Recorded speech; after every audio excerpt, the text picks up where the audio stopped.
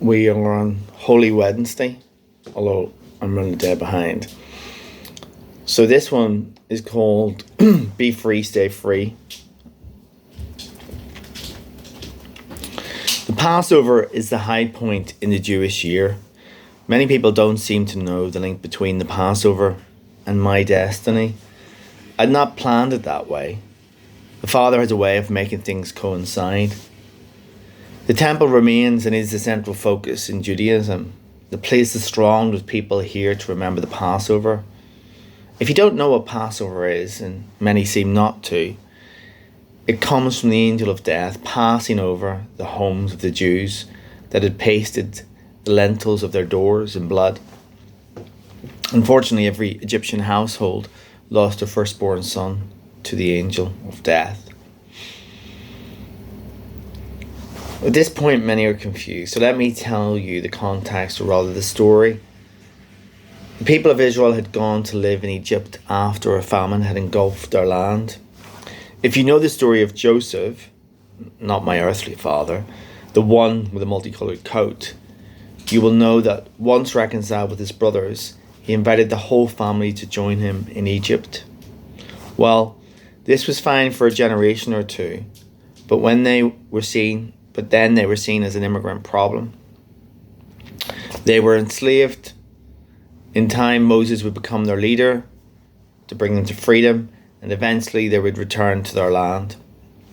There were 10 plagues on the Egyptians before their king, the Pharaoh, decided to let the Israelites go. And then it was due to that from then on was called Passover, the Exodus, the night before the Exodus from Egypt. Passover then became an annual celebration when the Jewish people would remember Yahweh, another name for God. I am the Father to me. And it was remembered as a time that God delivered the people of Israel from their oppressor. While it's good to remember and be grateful for the past, we must not remain in it, for the Father is present and desires a relationship based not only on the past, but the now.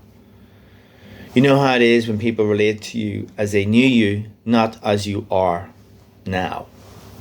You get that feeling that they prefer your past self to your present self. I have this desire that people rediscover the power of the Passover now, even though it will mean I am dead before Saturday. I've come out of the hotel and walked amongst the people. I flick through the papers in the coffee bar and can see that everything that I've said is being analysed.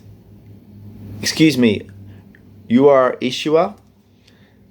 Yes, is that camera switched on? It is. We want to know, are you and your followers likely to disrupt the Passover celebrations? If it takes disruption to bring new light to old ways, then we will continuously disrupt.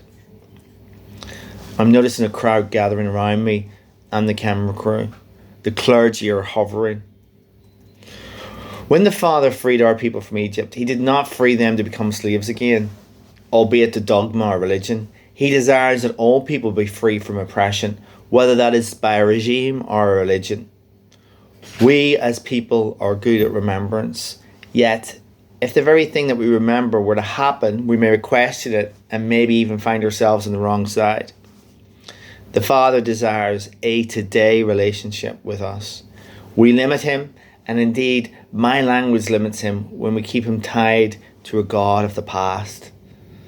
As real as the sun rising every day, he desires that we know him anew every morning, in that there is life and life in its abundance.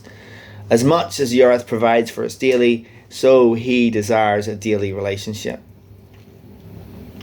It's getting noisy. People are shouting at each other as to whether what I say is right or wrong, and the camera is loving it.